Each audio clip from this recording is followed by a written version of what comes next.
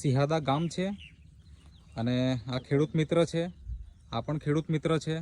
સિહાદા ગામ એટલે કે છોટાઉદેપુર જિલ્લો અને કવાંટ તાલુકાનું એક ગામ છે, જ્યાં ગયા વર્ષે આ દિનેશભાઈ જે અમારા ખેડૂત મિત્ર છે, જેમણે મરચાની ખેતી કરી હતી અને એની અંદર દવા નેટસફ કંપનીની વાપરી હતી.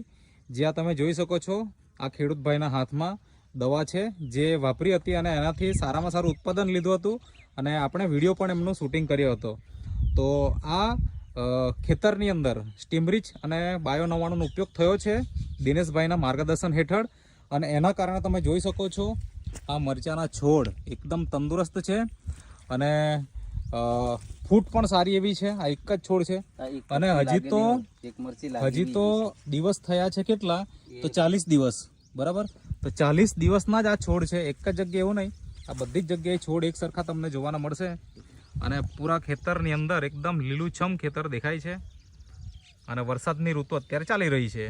તો તમે પણ અમારો સંપર્ક કરો અને નેટસફ કંપનીની આ પ્રોડક્ટ વાપરો અને આ રીતના તંદુરસ્ત છોડ અને સારામાં સારું ઉત્પાદન લો.